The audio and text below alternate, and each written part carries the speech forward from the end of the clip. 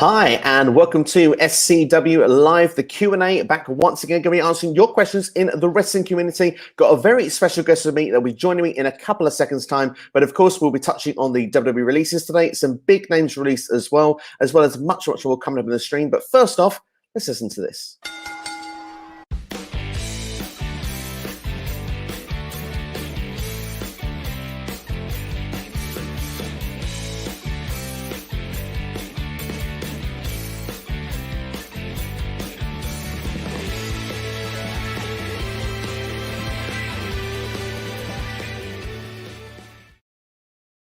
So without further ado then, let's get my special guest on today. And I tell you what, we've got literally a champion in the chat room coming in right now. It's none other than Tom Colohue.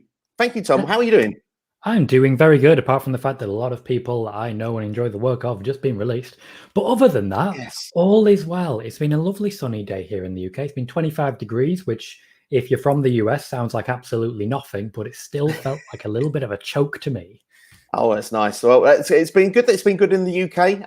But yeah, like you say, in the States, and especially for wrestling fans, it's not been the best day indeed. In fact, I will be putting now on the bottom of the screen the breaking news that's come today. Of course, all the releases from WWE, Braun Strowman, Aleister Black, Ruby Riott, Lana, Santana Garrett, and Buddy Murphy. Should any more breaking news come while we're on this stream, of course, we will look to cover it as well. But before we go to your questions, first off, Tom, I would like to just introduce yourself for people that don't know you. If you could tell everyone a bit about yourself. Absolutely. For those that don't know me, I am Tom Colohue. I'm a wrestling journalist. I've been working for PW Torch for just under 4.5 years now. So I've spent a lot of time working under the branch of Wade Keller. I'm a broadcaster. I spend time on Twitch. You can find me on twitch.tv/Tom Colohue, where I've started in January, and I'm now sitting at 193 followers. And I also have my own YouTube, where just this month I started doing daily videos, and I'm currently sat at about halfway between 500 and 600. So on a bit of a mission, trying my best to inform and analyze as best I can based on what I know about SEO, the internet, and how things work in that regard, and based on what we know about wrestling so far. So as the way I see it, I'm just a fan who is lucky enough to be able to talk to a few wrestlers, talk to a few experts, and talk to people like yourself, Steve. Well, I mean, it's a real pleasure to have you on today. And like you say, there's many different platforms there. I've got your Twitch and your YouTube in the actual description of this video. So if anyone is watching Tom for the first time or criminally are not already subscribed or following you on those platforms, then they can correct that during this video. They can go down there, click on those links, and as well, they can go and follow you. But we've got quite a few in the chat room already. A hello to you, Tom, from Ed Fries.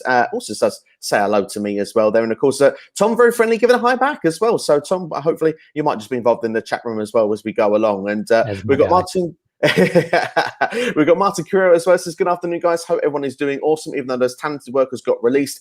Nobody should worry. They will be in a better place. Well, I would like to hope so as well. I mean, there's so much talent amongst that. We will be discussing those very shortly, and of course touching on some questions for you there as well.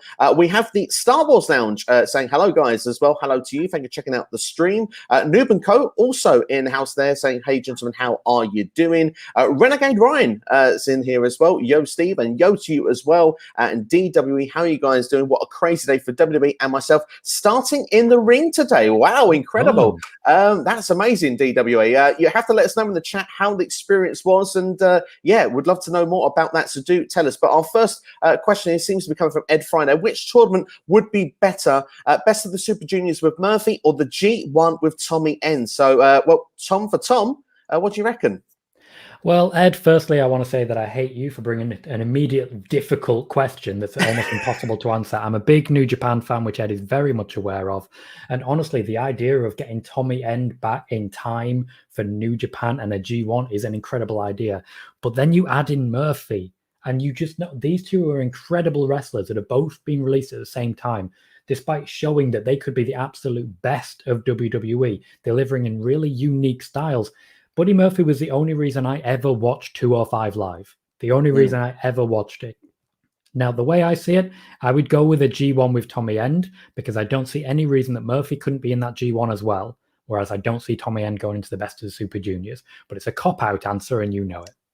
Absolutely. You swerved that so well to the point I think I might just have to copy that answer because I think you're right there. Buddy Murphy was incredible in 205 Live. Was one of the main reasons I watched this. Well, that era back in 2018 when you had himself, Mustafa Ali, Cedric Alexander, there was so much talent there. It was almost, that show felt unmissable, even though at that point probably everyone thought you watched 205 Live. These days, it feels like there is not as much reason to watch, but back then, it really felt like glory days. But no, I agree with you. I think Tommy End there would be my choice as well there. And DWE has come back and saying that his experience there was very painful, but fun. And I think fun is the most important thing to take out of that experience.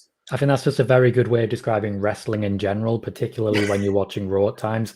There's pain involved in any sort of wrestling, but it can be fun in its own way. We all have to be a little bit sadistic to enjoy wrestling nowadays.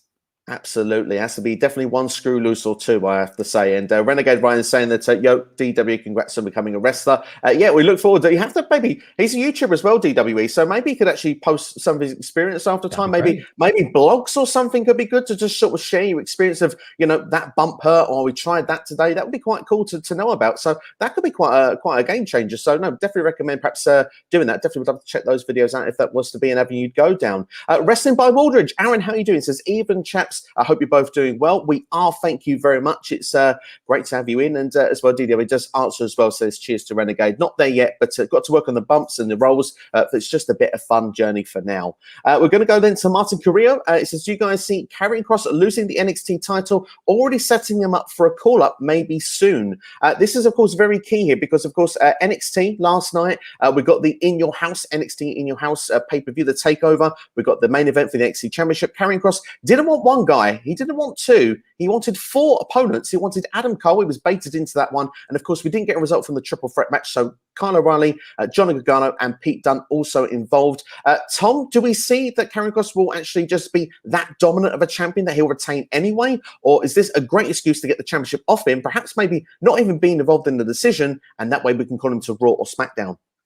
Until this week, I would have said very confidently that Pete Dunne was going to win that match, go up against Karrion Kross, take the loss, and then maybe get called up himself. However, now things have changed in the entire NXT landscape and the WWE landscape as well.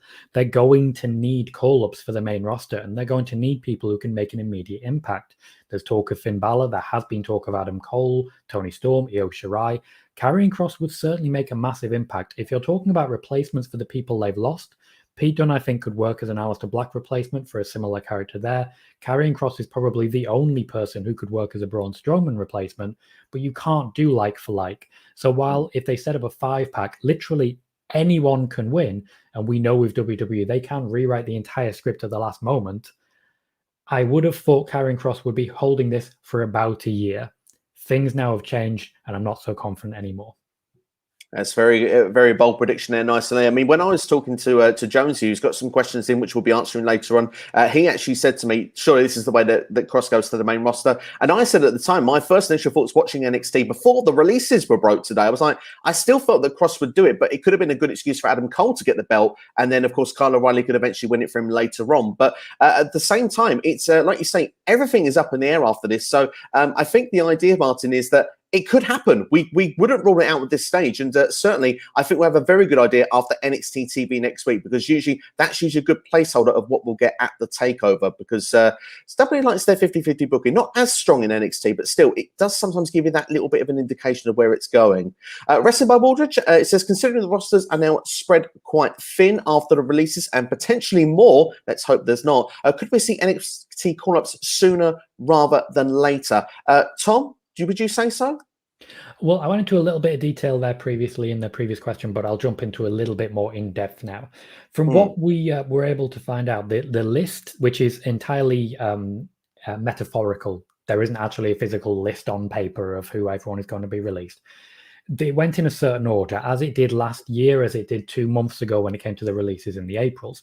You've got your main roster talents being released and then being formally announced. Then you started hearing about backstage talent, and writers and the like. Then it got to NXT. They didn't announce NXT, but at the time, you are going to see call-ups. There was plans for a shake-up this time last year or a couple of months before, but in the end, the only real changes we got were like Apollo Crews moving brand, Bianca Belair coming up in what would be her crowning achievement, as it were, in the year that she had there. Right now is the ideal time for call-ups because they've been stalling since WrestleMania. They've been stalling for crowds to come back, and they've been stalling to hype up the Peacock deal. They wanted WrestleMania to be the bookend, but then they added another month so they could get WrestleMania Backlash and get the rub again of the WrestleMania name and the SEO advantage. What that meant was we got a lot of rematches. We've had a lot of rematches, and now with people released, all we're left with basically is rematches. I don't think we're going to see Cedric Alexander taking on Bobby Lashley anytime soon, and I don't think we're going to see Dion Madden taking on Bobby Lashley anytime soon. So really, we've got very few options left if there aren't call-ups. From where I'm sitting, there has to be call-ups. Then there has to be call-ups from 205 and from NXT UK to replace those called up in NXT. We saw a debut this week, but they're still quite thin on the ground for who they've got left to fill those gaps, particularly when you talk about star power. Absolutely. And just to give a different question now, as you said that, because I agree with everything you say there, do you think this would be a good time when fans come back to actually have the draft earlier this year, perhaps do it before SummerSlam? Absolutely. The plan last year was to have it early, but they kept pushing it back because no one knew how long this pandemic was going to be the issue that it has become. No one knew how long the WWE would be without fans, so they would keep pushing it back, and that's why we got drips and drabs just after WrestleMania and then the gap until eventually getting the draft. I think it makes perfect sense, even just to get more viewership on and let people know, hey, we've got fans back, in case maybe they're not catching up on the regular programming. We have seen their attempts to get lapsed fans back now that we have a parade of champions, as it were, to try and convince people to come back. I do feel that now when we have crowds returning, it is the ideal time to have a draft, to make some changes, and at the very least, to freshen things up so that we're not reliant upon Drew McIntyre versus Bobby Lashley until the end of time. Yeah, absolutely. I mean, let's be fair, it has to be the last time at Hell in a Cell. We can't have it again. I have to agree with that wholeheartedly. But we'll move on to our next question then. With the rumours of New Japan and WWE working, could we get all of the release head to New Japan? Well, that would be an interesting theory, because all of a sudden those superstars would be able or eligible to face WWE stars again. It's a very interesting thought. Tom, what would be your reaction to that? I think it's fairly unlikely. I have got a YouTube video up about a few more details about the WWE New Japan conversations that have been taking place. And then I think yesterday the video came up about AEW and New Japan's current working relationship and how that could affect the overall talks. There is some talk backstage in WWE about the idea that this might be agenda journalism, that these talks were essentially released ahead of time to try and scupper the deal, but that is just a certain speculation in that part. From where I'm sitting, what I expect to happen if there is a deal is that talent from NXT, talent from 205, talent lower down the card in WWE proper would spend time in New Japan Strong, helping to boost New Japan Strong and make it more appealing to your general fandom. In addition to that, and with everything that's changing there, we may then get to see Vince's dream realized and he gets hold of Jay White. But at the same time, when you talk about people being released and going there, I think there is only a very select amount of people that New Japan would be interested in. I don't believe they'd have much interest in Braun Strowman, and I don't think he'd want to leave the US.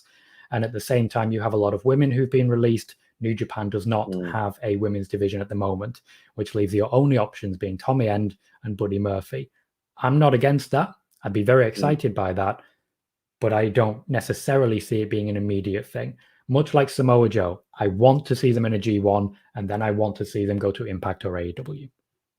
I think that would definitely be the likely destinations if they could make that work. And like you said, with the Forbidden Door, if that partnership can keep together, that would work quite nicely, where you could have them in New Japan, then to Impact or AEW. I still am kind of very skeptical of the idea of WWE and New Japan together. I just don't see how it would work, although I am excited by potential dream matches. You mentioned Jay White there for a second, an idea of matches against, let's say Seth Rollins, Finn Balor, AJ Styles. I mean, I could do a list as long as my arm. It could be very, very easily done. But at this point, we'll have to see what happens. But I agree with you. I think Tommy End and Buddy Murphy would be the most likely. And if they could tear up in the New Japan ring, they did it in the WWE ring very, very well. Imagine if they were given half an hour, 40 minutes of New Japan. That would be something pretty special indeed. But we've got the Star Wars Lounge. The next Raw and SmackDown are going to be very interesting, especially if even more people are going to be released yet. I mean, that's the worry. I mean, does there come a point where you kind of have to merge the rosters? I suppose you say so many people are going to be called up, but in the short term, if those people aren't brought immediately, if they're, say, waiting for fans, are we more likely going to get that sort of, if you want, the quarterly invitational, those sort of, parts where they can share a talent for a week or two? I don't think we're going to be seeing the wildcard rule return anytime soon. It was universally panned, but it's not impossible. There is one distinct division that I'm really worried about as a result of these releases. Everything else seems to be fine. They've got plenty of people on Raw. We saw that this week. Though they're not big names, they do have plenty of people. And SmackDown continues to deliver a high-quality product, at least from where I'm sitting. The one division I'm concerned about is the women's tag team division, because they're basically all gone now. The Iconics are gone. Lana is gone, who was previously Lana and Naomi. Ruby Riott is gone, previously Riot Squad with Liv Morgan. So you're left with, what, 3 tag teams? Dana Brooke and Mandy Rose as one of them, just thrown together. Then you have Shayna Baszler and Nia Jax, who look like a breakup is coming. And finally, the champions, Natalya and Tamina. They've just introduced NXT-specific women's tag team championships. And at this point, they need to merge them and call up all the tag team women just to have a chance of actually filling anything, because we've had rematches in that particular division for months already, and it looks sure as hell like we're going to get them again. Yeah, that's 100% spot on. It just shows WWE does not care about that tag team division whatsoever. And the way it's been treated, the way it's been booked, I think I'm quite critical of it. I think that those women, there's talent amongst that, and they could be utilized a lot better. Sadly, with Ruby Riott, and like you said there as well, goodness, the other one, let's go up to, Lana, thank you very much, both being released there. You wouldn't be surprised to see the Glow Squad actually made this into a thing with Naomi and Liv Morgan in the near future, just to make another tag team. But like you say, if you're going to bring other tag teams up, WWE's pattern right now is to break teams up. We've seen it with Elias Jackson Riker this week. So many teams just seem to be splitting up left, right, and center. It feels that there's a real lack of care for tag team wrestling. Even when they build a division, they can't help but break it up, and it's a bit confusing to the mind. I don't know if you feel the same, Tom, just before I go to the next question. I do feel the same. When it comes to tag teams, even though the tag divisions are actually looking quite good right now on the men's side, historically, Vince McMahon, not a big proponent of tag team wrestling. No, sadly not. It seems to even I'm doing lots of retro WCW at the moment. And of course, they're the same right now as well. In fact, the period I'm on was meant to be the Giant and Stingers tag team champions, and the Giant's carrying both belts on his own. So not a good time period for WC exactly. I wonder why I didn't stay. Randy Sam in house with us now, and he says, if Braun was to head to AEW, what theme song Tony would pay for Braun? What music do you think would fit Braun Strowman? Wow, that's a great question there. Well, it's a difficult one, because ultimately, how many times can you make the same train pun and have it actually mean something? Now, when it comes to Braun Strowman, I doubt they'd actually pay for anything, because Braun Strowman is still not that top-level star that your John Moxleys, your Cody Rhodeses are.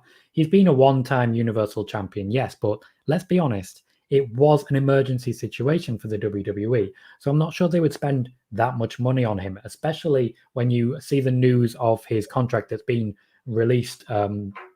Hopefully a true information, a true reflection of his contract. It certainly comes from someone who knows contracts inside and out, so I don't see any reason to question it. But when it comes to Braun Strowman, my worry is that he will need to offer a bit more humility going forwards. In the last year or so, you've seen him backstage stuff. He has been humbled quite a bit compared to the more brash and bolshy things he used to be saying. Now he seems to have relaxed a bit more. And recently he was challenged to improve on his promos. Apparently he didn't improve enough in that regard, but maybe it would just be something like, here comes the money, and then destroy it, because he is still the guy who destroyed Shane McMahon at WrestleMania after all. Absolutely. I'm trying to very quickly think of songs that have got trained in my head, and unfortunately Thomas the Tank Engine is the only one currently there, so probably wouldn't go with that one. But definitely, like you said there with Braun, I mean, it kind of makes sense now. We look back at the WrestleMania program with Shane McMahon. I wasn't a fan of it, and it goes to show that they wasn't really necessarily protecting Braun apart from that Mania match, perhaps for good reason. But he had that great match at WrestleMania Backlash. I don't know. I'm just a bit. I feel it's a bit of a shame, because I always kept saying in multiple videos, Tom, for a longest time, I wanted my monster back. I wanted 2017 Braun Strowman to go and just cause chaos, flip over trucks. Of course, yeah, perhaps it's not that believable, but it looked pretty darn cool every single week. Roman Reigns was in it half of the time, and that was usually part of the draw to it. But then it got to the point where he was tag teaming with Nicholas, and we've did all sorts of bonkers things to him from that point onwards, where he just all the momentum he had, he just completely lost. And it really is a shame for Braun Strowman. But I really do hope whatever happens for him next, And I'm not sure he's going to be in a wrestling ring actually for quite a while. I can see him going to bodybuilding. That was a rumor I'd seen a while ago. It would be a great gainer to any company that would get hold of him. And we mentioned about someone that would be a great talent and perhaps someone that shouldn't be losing momentum. Renegade Ryan actually reckons that Karrion Kross shouldn't drop the NXT title. He thinks they should keep that momentum for the foreseeable future. So that's an early prediction there from Renegade Brian. DWE, he says thinks call-ups will happen when fans are back. So I feel if they hold off for a month, or for me, NXT stars now, they have more than the main roster. Potential as NXT to use to do a live TV show. I mean, that's a good idea that you have DWE there. I mean, the thing is, I imagine they will hold it off until the fans are there to give that big boost. As we said, the idea of potentially a draft or something like that. Could you see that? I mean, in the old days, instead of doing a draft, I remember back in 2005 especially, they'd have shows where someone would turn up like once a week. You'd get like Cena would go to Raw and then someone would go to SmackDown that following week. Could you see a scenario where like an NXT call-up, just say one a week, could happen for 2 or 3 weeks, just to keep viewers interested that someone new is coming this week and we've got to wait out for them? I think that scenario could very much happen, but I think that would be a downside long-term for those individual talents, because ultimately, are you getting over by being a one-time appearance? The main roster is a completely different world with completely different fans, and we've seen as much as anything when it comes to Aleister Black is a perfect example of this. What gets you over in NXT can mean absolutely nothing on main roster. I look at Karrion Kross as a perfect example. He was built incredibly well in NXT, but that is already breaking. That facade, that unbeatability is already seeming to fade away a little bit when he's in tag matches with Finn Balor and he's a hot tag and so on and so forth. He's being normalized. And you see, coming up to the main roster, you don't just get normalized. You start at the bottom. You start at the absolute bottom. So really, if you go to main roster just for a week, you've gone from the top of NXT to the bottom of WWE and then back to the top of NXT again. It's a very awkward balance to draw and a very awkward tightrope to really walk on. I really hope they come up with something unique and original. But honestly, we've seen this exact scenario so many times when there aren't enough people on each individual show. So they just throw everything together and hope for the best. And really, it doesn't benefit anyone except not rated RKO. What was it? FTRKO. Yeah, that was a very good back in the day. I really enjoyed that. That was a fun one there. Martin Carrera asks, what could WWE do to stop being repetitive every week? I mean, just not be repetitive every week would be a good start. Not rematches would be fun. Make sure that the thing is they have released people, but they still have like a roster there. The people that don't get on TV every week. Look at Raw this week. No Angel Garza, no Drew Gulak. There's people that are waiting backstage that could be used, and obviously people that have now been released that were in the catering crew.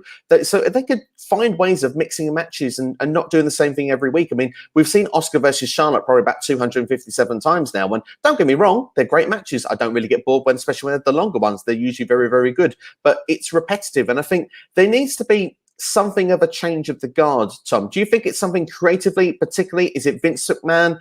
What is it? Something needs to change. Well, Vince McMahon is a bit less involved in WWE programming than he has been for a while, and we can see that in Raw when he's there are definite changes happening on Raw. They're trying to elevate people lower down the card, and this is how we genuinely got a very boring, a very dull second hour of Raw this week because we didn't have any star power. But you don't get star power onto people if they don't get on TV and don't get out there in front of people. So it's a bit of a catch-22. You end up with a boring hour, but if you watch it, you might get convinced by some of those people. What I think needs to happen is really, as you say, a bit of a changing of the guard. There are easy and quick ways to get you to compelling viewing again. Let's get the Viking Raiders back out there. Let's just get them back out there. They've been off TV for a long time. They come back for 2 weeks and then they've been pushed to the side in favor of RK Bro. Let's keep going with RK Bro, but let's get the Viking Raiders out there and involved somehow. Let's get AJ Styles some new opponents because he's AJ Styles. One of the big trades I want to see is I want to see Bayley move across from SmackDown to Raw because she's done everything she can on SmackDown. She's already wrestled everyone. Get her against Rhea Ripley for SummerSlam. Get her against Charlotte. We've seen it, but we haven't seen it recently. And of course, she can also work to elevate people a bit lower down that card. She can work with Naomi. They're good friends. They can make that work. That's a really quick, easy way to make changes. Get Shayna Baszler to SmackDown, maybe. Bianca Belair versus Shayna Baszler. There's a feud that we can get really excited for. Sasha Banks versus Shayna Baszler. There are options very clear. The tag teams, I think, don't need a shake-up at the moment because they're still relatively fresh, but I think they need to swap the opponents around a little bit. With Elias and Jackson Riker breaking up, it looks like AJ Styles and Ross will get some new competition. Hopefully that'll be the Viking Raiders. But then you've got to elevate people without ignoring the fact that you still need to push your top stars. Raw doesn't really have many top stars right now. So I have to ask, where's Jeff Hardy? Why isn't Sheamus getting involved in the top level a bit more? Why are you getting rid of Braun Strowman? We didn't even have a full Sheamus-Braun Strowman feud that could have been a lot of fun. Imagine Sheamus picking up Braun Strowman for a body slam. Just little things like that could make a big difference. It's hard to fill 3 hours and make it entertaining, especially when you're just doing the same thing. Kofi Kingston was useful in that regard in the top level, but we need Keith Lee back wherever the hell he is. We need Jeff Hardy back wherever the hell he is. We need some minor shakeups, and we just need them to be willing to take a chance. Absolutely. You spot on with a lot of things you said there. Jeff Hardy was on main event this week in the match against Mustafa Ali.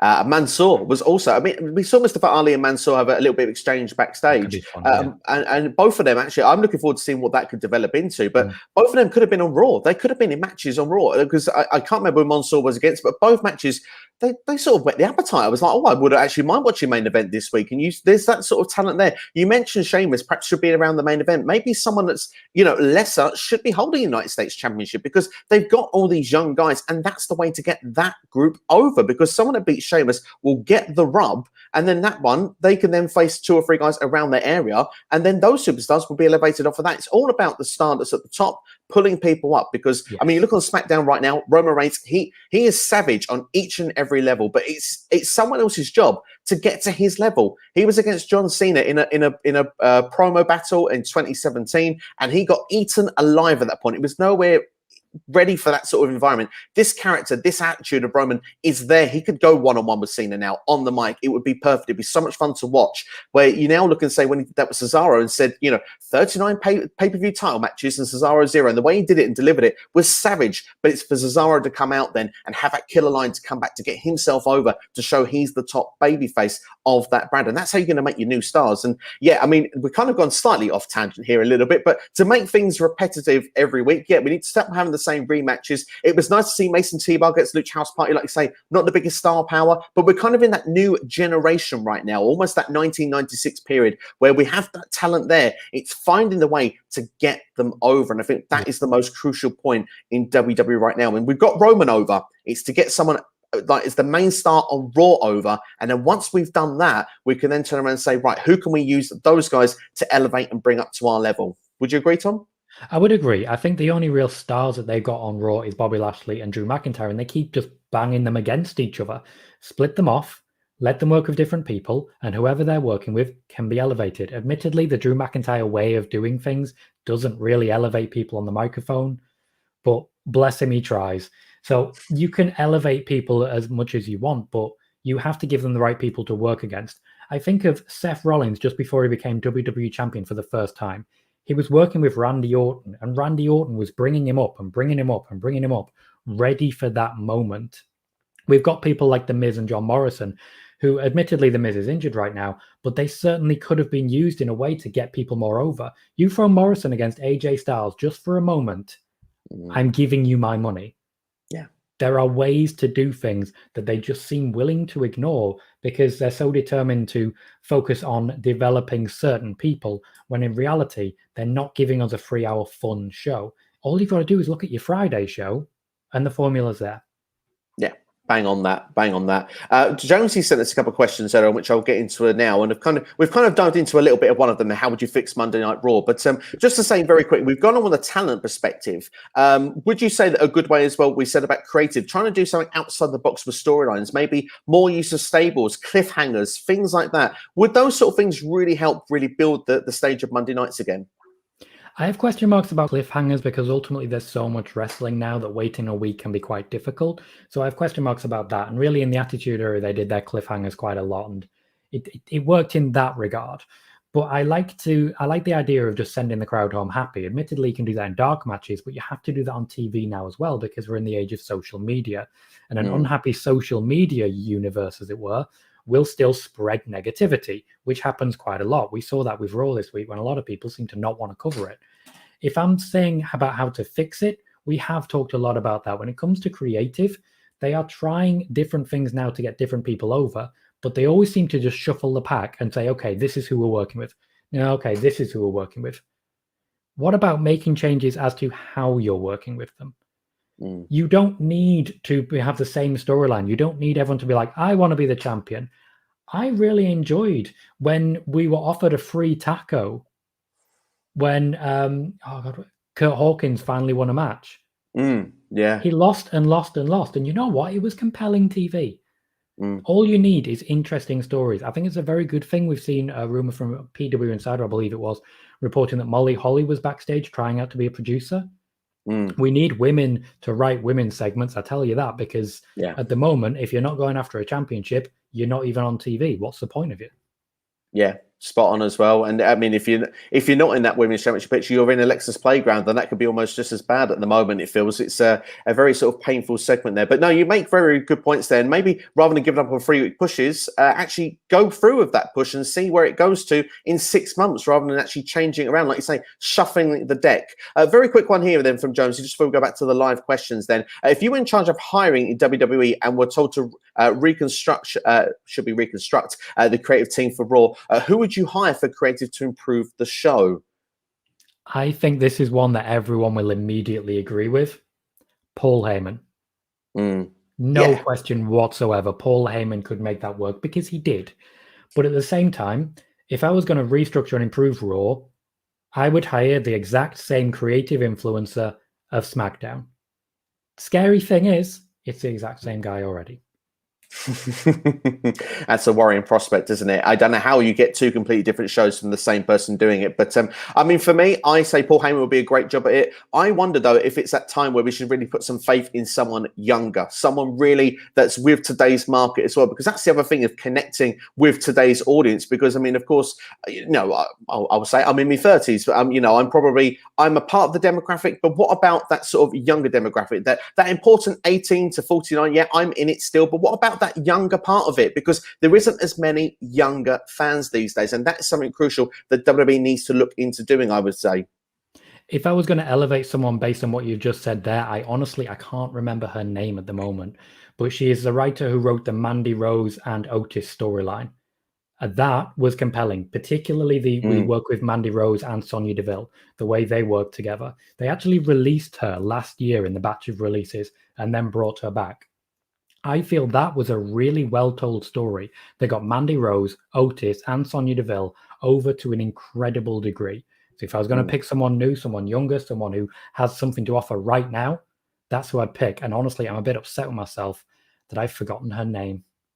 We may be able to give her credit later in the video. If it pops up at some point, we'll just shout the name out together. I think that's what we'll do. But in the meantime, I will go to the next question because the live stream, we're a little bit behind already. So apologies to those in the stream live. We will catch up. All your questions will get answered. So stick around, and there's some fun questions along the way as well. So Wrestling by Waldridge, if Mark Henry was to have one more match in AEW, who would you like to see him against, if anyone? I mean, for me, I'm not really so keen on seeing him back in the ring. I think that he could do a lot more as the analyst, as a coach. I think he could give a lot of experience, but I suppose if he wants to go in the ring, I guess it's someone that's, you know, he could perhaps elevate in doing so, perhaps one of the bigger guys in AEW to give him that rub if you want. Perhaps someone like Lance Archer right now probably really needs that rub of everybody, if I was to pick one name off the top of my head. But Tom, if you were to pick one match for Mark Henry in AEW, who is the one, and why should it be Marco Stunt?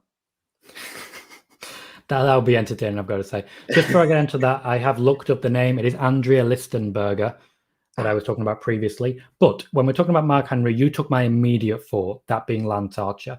That said, for me, when it comes to Mark Henry, he's a big, strong guy. He needs to work with big, strong guys, because someone like Marco Stunt, you end up in that category. You've been covering a lot of WCW stuff. You've seen Kevin Nash versus Rey Mysterio. It didn't do much good for Rey Mysterio. No. It genuinely didn't. It looked ridiculous. I like seeing people in the comments are now bringing in. I've looked up Andrea Listenberger as well. You can always check out her work. What I would say, I believe his name is Brian Cage.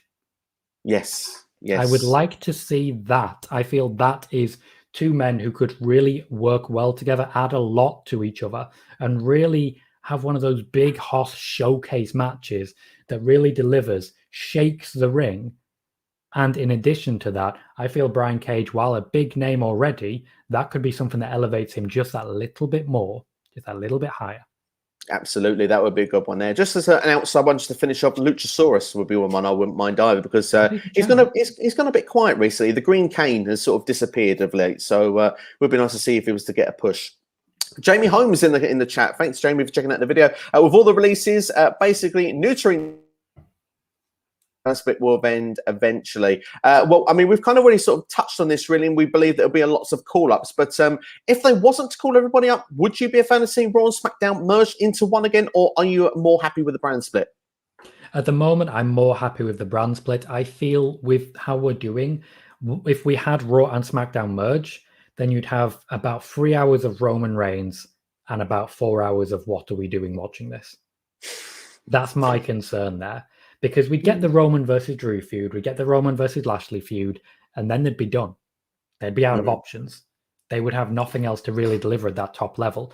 And my worry is whenever we have merged brands, certain people will be featured every single week without fail. What's happening there, if they're featured on both shows, is that means less time for other people. We'd never see Ali again. We'd never see Mansoor. We'd certainly never see Jeff Hardy again, even though we kind of already don't.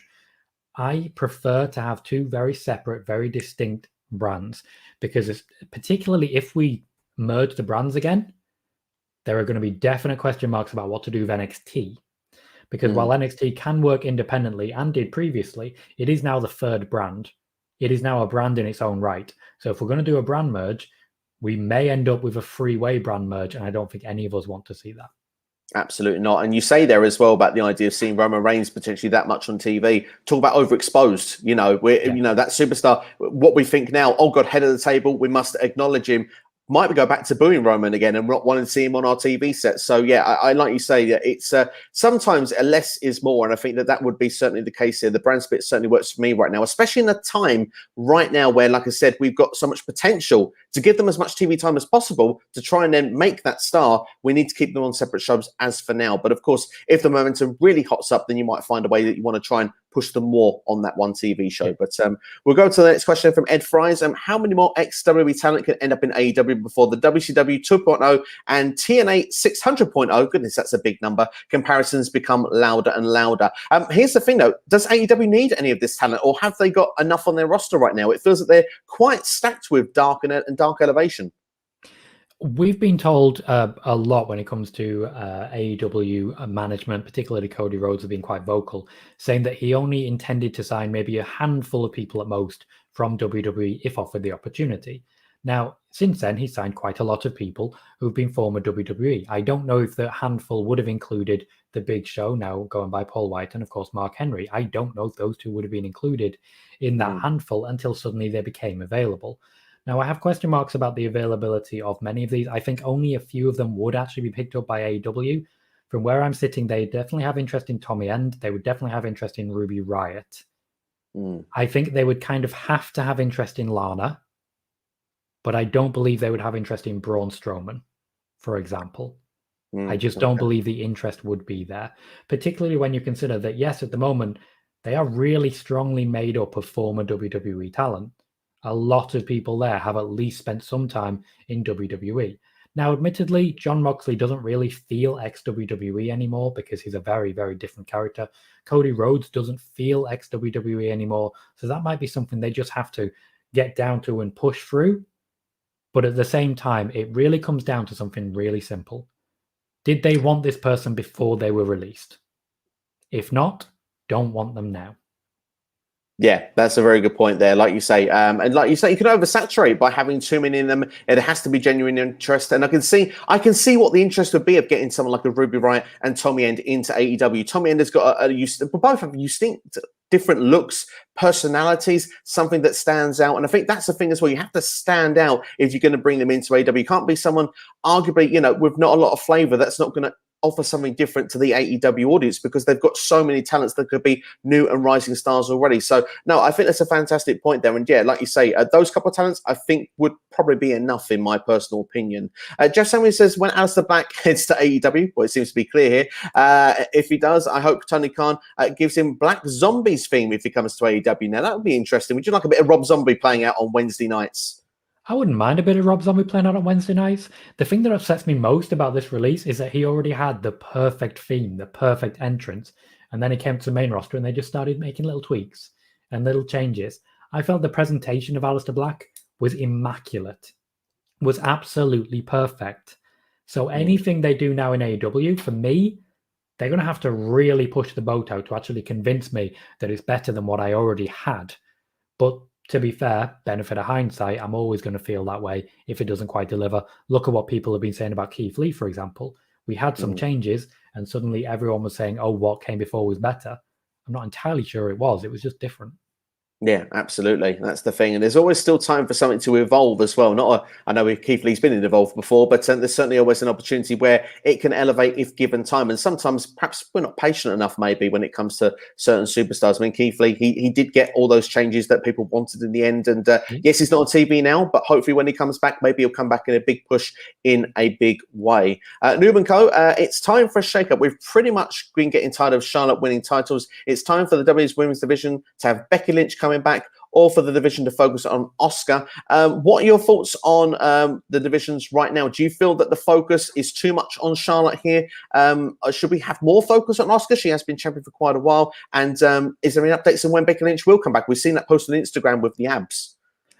There is absolutely no update on Becky Lynch coming back. She will come back whenever the hell she wants to come back. Every time I ask the question, I get the exact same answer. When she's ready to come back, when she calls us up and says, I want to come back, they will throw the doors as wide open as possible because Becky Lynch makes them all a lot of money. When it comes to the current landscape, this is one of the only things that I think WWE is doing right, because they've just made two new stars, Bianca Belair and Rhea Ripley. They are brand new to the main roster. Bianca Belair admittedly has been here a year, but they are basically brand new to the main roster. And they've been standing on the shoulders of other people to get there. Bianca Belair stood on the shoulders of Bayley. She stood on the shoulders of Sasha Banks. And everyone was happy to make that happen. On the other side of the aisle, Rhea Ripley is attempting to stand on the shoulders of Charlotte Flair, but Charlotte Flair, being Charlotte Flair, is the story at the moment, or at least comes across as the story. Asuka, meanwhile, has been booked as something of an afterthought. I don't think we necessarily need to focus on Becky Lynch or Asuka. Asuka, for me, her title reign was undermined heavily. I can't recall a clean win for Asuka. I can't recall one clean win. Even her win over Charlotte, before Charlotte went off injured, Charlotte had been attacked by Nia Jax beforehand. I can't recall one clean win. She was not booked well. She needs to step away, and creative need to work out how to actually present someone. That's my concern there, because she was undermined the whole entire way through. Now, definitely, I think the focus needs to step away from Charlotte. But if we end up with Rhea Ripley versus Shayna Baszler, or Rhea Ripley versus Bayley at SummerSlam, then we have moved away. Then we can use Charlotte to elevate someone else. We can have a Charlotte versus Nia Jax, maybe, if you want that. But we can also, more importantly, have a Charlotte versus Naomi. We can have a Charlotte versus Bianca Belair if she goes over in place of Bayley. We can have new battles. We just need to focus on building stars, because right now the WWE has really struggled to build new male stars. They've built two new female stars. We've got to go all in on this. Absolutely, and the Royal Rumble was a great example where those starting for those two as well there. And like you say, with Charlotte, there's so many talents that she's worked at, that she could work with on Raw, that she hasn't worked with before in programs before she's moved over to SmackDown. I think Bianca Belair and Charlotte actually will be at WrestleMania next year. Actually, that's a very early prediction, I think, for the SmackDown Women's Championship.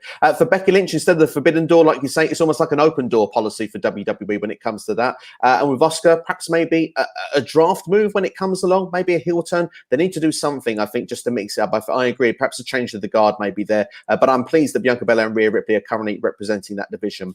We are trying to catch up with the questions, ladies and gents, so do be patient with us. We will get there and get through all the questions there, so don't worry. Martin Carino asking, Murphy will fit amazing on New Japan. He's got the wrestling type all the stars over there. I think Murphy would be a success over there. I think Murphy could also be a success in Impact Wrestling. There is one downside to Murphy going to New Japan, and that's that he would have to stop using quite a lot of the moves that he uses, because other wrestlers either use them as finishers or use them as signature moves. So, for example, the Bomaye, he definitely won't be able to use that. No, there you go. That may be one away there, but perhaps maybe Impact Wrestling could be a future home for him there. But Jamie Holmes, Tommy End, Tamara Hishi, I hope I said that correctly. I do know the name, just always have trouble pronouncing it. And Tommy End, Minoru Suzuki sounds appealing. Yeah, those would be a lot of fun. I would love to see Tommy End versus Tomohiro Ishii or Minoru Suzuki, but I would even more like to see him against Shingo Takagi. Yes, now that would be one that I would love to see as well. He's such a role right now. He's had an amazing year, and I can't wait for. I know Will Ospreay's injured at the moment, but of course, when he comes back, that would be another dream match to see as well. There's certainly a lot of potential if Tommy End was to go to New Japan. Mark as well. The tag team division was at its prime during the 2000s, and even when the Usos versus the New Day was good, WWE doesn't find anything in tag team wrestling. Why is it? It's a very good question. I mean, like you say, we've had some glory times, we've had some good times, some great tag teams, but what is it that WWE just doesn't see with tag team wrestling and lets it fade away? There is a habit of falling back into old systems whereby they've been told in tag team wrestling not to do the hot tags anymore, not to build up the hot tag, and yet they keep going back to that well. There is a lack of creativity in tag team wrestling, but when they've given the wrestlers their bit, I think back to the Good Brothers versus the New Day, when the Good Brothers at the beginning of the match literally just beat the ever-living crap out of both of them on the outside, then started the match. I think of Hell in a Cell between New Day and the Usos. I think right now about the Usos and the Street Profits, upcoming Usos versus Mysterios.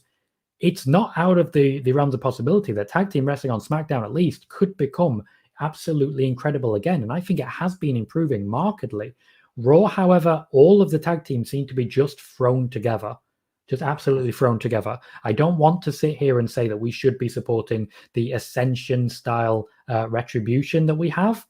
However, at the same time, they are actually a tag team that makes sense as an actual tag team. So maybe we have to. Absolutely. Actually, you say it, T-Bar Mace actually remind me of the Powers of Pain from the 80s, actually. They've kind of got that look. They're just missing a manager to really fill that role, because I'm not feeling those promos in it. But like you say, tag team wrestling, there seems to be a bit more of a evolve on it. Yes, it's not it's strongest at the point, but SmackDown's certainly getting over the last recent months. Hopefully it's going in the right direction. Jamie Holmes, how about the Chattanooga Choo Choo for Braun Strowman? Yeah, it could work. You never know. We'll keep thinking of songs as we go through. But we've got Jeff Samuel. Just wait a minute. Mark Henry is on AEW. Mark could help Braun. Maybe Braun could be his manager. Why not Braun and Eric Rowan as a tag team for AEW? Well, Eric Rowan has not been signed anyway. Of course, he did that the Brody Lee tribute on AEW. Those against Bear Country. Are these any things that you would be interested in seeing? I know that Braun will have people backing him in AEW. That includes the Big Show. That includes Mark Henry. Eric Rowan, or Eric Redbeard as he is now, is not involved in AEW in any sort of stretch. And I don't know really that he will be, but we'll have to wait and see on that. I can always reach out and try and find out. At the same time, I just don't know that Braun Strowman will find much of a home in AEW personally. But we'll have to wait and see. If he goes there, he can definitely convince me.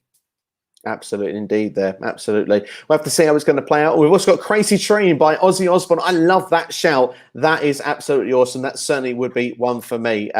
Star Wars Lounge. I saw an article where Braun once told Vince doesn't need him anymore in WWE. Then he would be done with wrestling as he wouldn't go anywhere else. Well, that's an interesting prospect. As I said earlier on, I mean, I saw a report. I don't know how true it is, but that he was actually interested in getting into bodybuilding. Of course, his physique has been getting, can we say even more impressive as time's gone on in recent times. Would you see Braun Strowman in another company, or would you say it's more likely he could go to something maybe like bodybuilding or perhaps even acting? I don't know, but maybe strong problems aren't the strongest. Braun Strowman comes very much from the same class and style as The Undertaker, as Bray Wyatt, of absolute loyalty to Vince McMahon. Now that he's no longer with the company, that loyalty may now waver. When circumstances change, your mindset tends to change as well. So if he wants to continue wrestling, I won't hold that against him, but I'd imagine quite a few fans unfortunately would.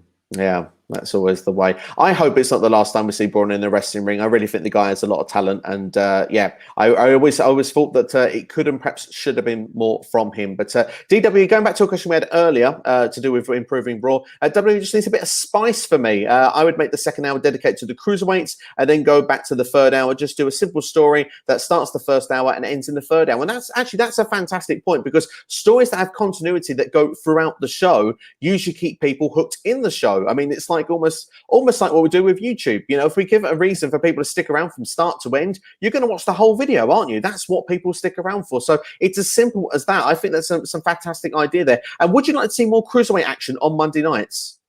I would like to see more cruiserweight style action. It doesn't necessarily have to be cruiserweight, so it certainly can be. I think if we get Mustafa Ali versus Mansoor, we're going to get a cruiserweight style match.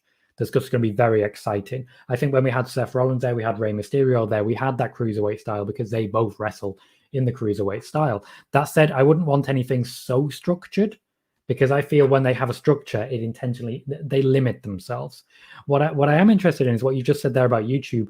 Little known fact, when it comes to YouTube, there is a thing that's taken into account for every video that helps boost your videos going forwards, and that's the length of time that people sit and watch the videos. It's why live videos are so successful and so important. So seeing so many people here all clicking like and stuff is a great thing, and shows me that you've got a really engaged audience. Raw, I feel, loses most people at the end of the second hour, beginning of the third hour. That's when we tend to see the drop. We have seen drops as big as like 500,000 people stop watching at that point. Now, they try and do those compelling stories the whole way through, but 3 hours is a long time to wait.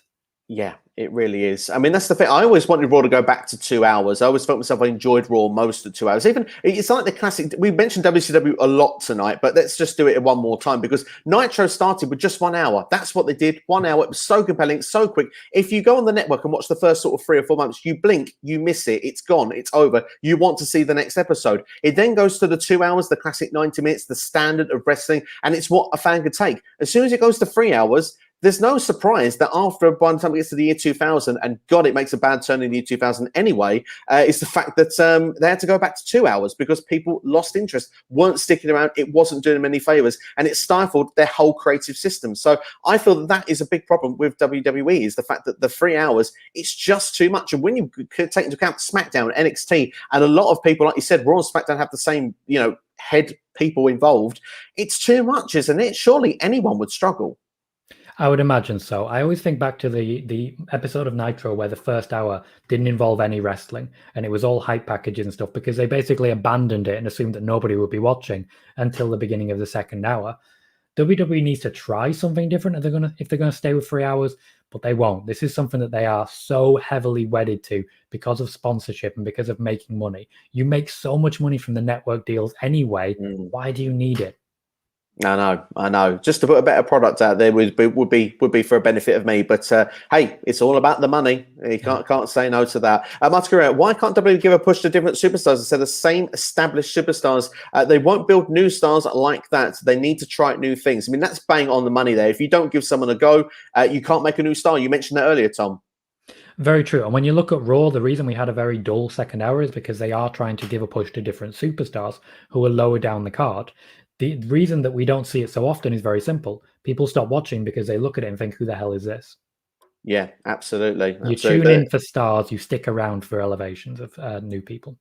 Yeah, absolutely. And during that sort of period, if you can find a good way to elevate them with those stars, that's how they get over. I mean, again, let's go WCW. Why not? Goldberg, prime example, went through that long streak, and that was a perfect example how you built someone up, and you didn't give up after 3 weeks. And there was a point where during that streak, when you go through it, I was worried during his actual first feud with Mongo McMichael, of all people, because of the fact he was actually ruled out of the War Games match, but clearly it was to protect him not winning that match so that streak could continue on. It was a very clever way of actually getting out of it. But at the time, I was a bit worried, but yeah, we knew how it all ended. But just say we've got a couple of new people in the chat. So we've got No Lara saying hello to you. Hope you're doing very well. And IWN as well. What's happening? How's everybody doing this evening? We are doing very well, thank you indeed, and hope you are doing well as well. And Rated R for Wrestling saying hey guys as well, and it's great to have you on board. We're going to go back to our next question now from the Star Wars Lounge. Raw needs to bring Brock in to bring some fun back to it. Champ or not, like him or not, no one can deny he brings more viewers along with his unpredictability and brutality. I would like to see it, mainly because I really want to see Bobby Lashley versus Brock Lesnar before Lashley is doomed back to the mid-card. How would you feel about it? I would love it. It's something that Brock Lesnar has been avoiding, but something that Bobby Lashley has been telling to every single person who will listen that he wants this match. And it's not just about Bobby Lashley. If Brock came in for, say, 3 months, he wouldn't just be for 3 months, but if he came in for, say, 3 months, he could have a match with Bobby Lashley. He could have a match with Sheamus that I think is long overdue, particularly this element of Sheamus. He could have a rematch with Drew McIntyre, and then he could just go about his business. He elevates those three a little bit more, and then those three take that elevation to someone else. Sheamus in particular could take that elevation to someone else and help elevate them. This is why we've seen Brock against Ricochet, why we saw Brock against Finn Balor, why we saw Brock against Rey Mysterio, working with a variety of people with the idea of putting over people he wouldn't normally work with. In the case of Rey Mysterio, Dominic was the person he was trying to put over. Brock, for me, gets way too much hate. The guy knows wrestling, and he can put on a really compelling program, to the point when I think of Dean Ambrose, when he was still Dean Ambrose, saying, oh, Brock didn't want to listen to any of my ideas. Brock does kind of know what he's talking about. So I have questions about that.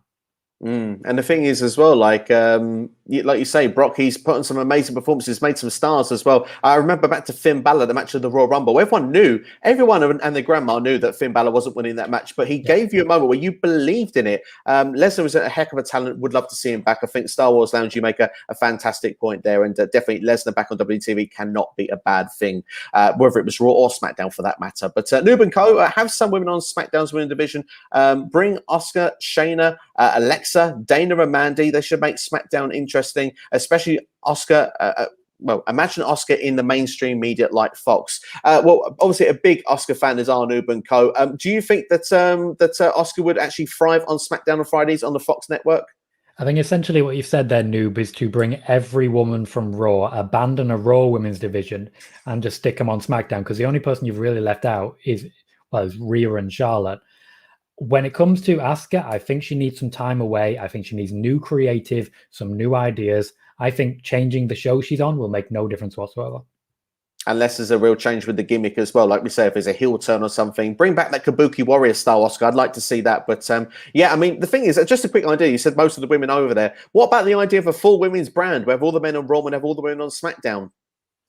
I think, and it's really cynical to say, but I have to say it, one of them would be watched more than the others, so one of them would be worth more financially than the others, which means WWE would only focus on one instead of the other. That's why we have as even brands as possible, so that the WWE doesn't show favoritism, even though it already is to SmackDown.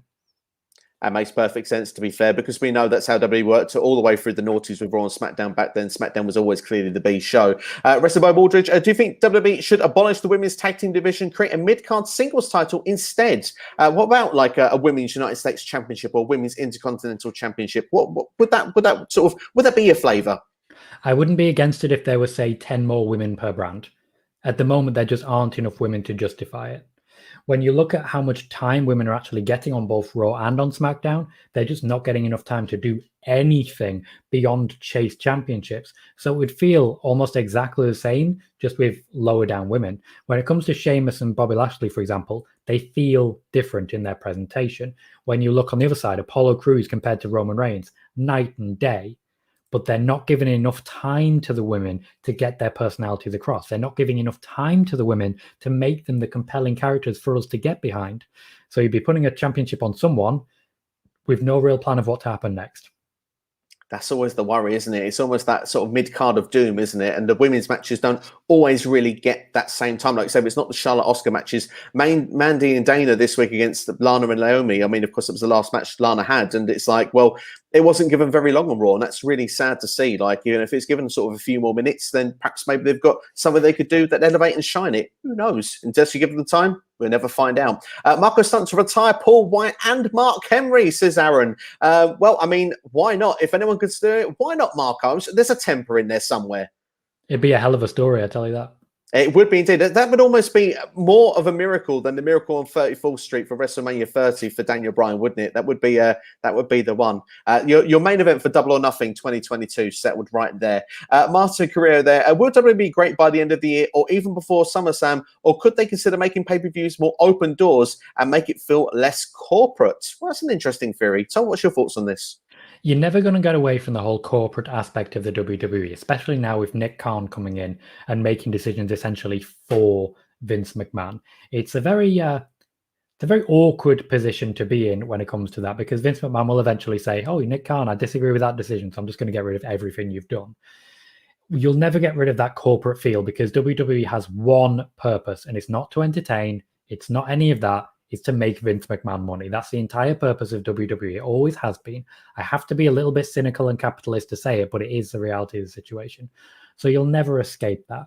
Will WWE be great by the end of the year? I still really enjoy SmackDown. I think it's the A show, but it's in a vacuum right now. I think NXT this week was very good. Raw tends to be the flagship that people focus on, and I think right now it's the only real bad show that the WWE are producing. I have to agree. Not to be a copycat here, if you don't mind, but I mean, SmackDown's the show I look forward to most every week, and that includes every other show in the wrestling world. NXT, I think, was fantastic this week, particularly the first hour. I enjoyed so much. I enjoyed the main event as well. I like the idea of what they could do there with the guy that did Phantasma and what they could do with Bronson Reed, MSK. I hope actually they do a six-man in your house, actually put all the titles on the line. I think that could be a fun, interesting twist, just to spice it up a little bit. Why not? That could be quite fun to see. But we'll have to wait and see what's going to happen. But yeah, hopefully Raw, I think, is the main focus. Let's hope it is improving by SummerSlam for sure, if not definitely by the end of the year, because so of course sometimes certain things need a bit of time, need a bit of patience. Martin Guerrero, we've got a few for Martin Guerrero, but we will try and mix up some of the questions here as well. But it says that will WWE ever redesign the Universal Championship? Probably at some point, but I don't think it's urgent. To you?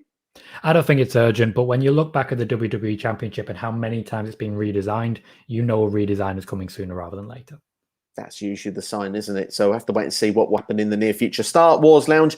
Black said that he literally just got the new Fiend 2, which he claims is his best one yet, and now we won't get it. Yeah, I mean, I saw this tweet on Twitter. It's really sad to see. I feel very sorry for Tommy End. I was enjoying the character, the direction, where it was going. I wanted to see where the final destination was going to be. The only thing I will say about a theme tune, and this may seem a bit harsh, a bit too soon if you want, but I look back to AJ Styles' current theme tune, and if I'm not mistaken, wasn't that originally intended for James Storm before he didn't join WWE full-time? I believe it was, yes.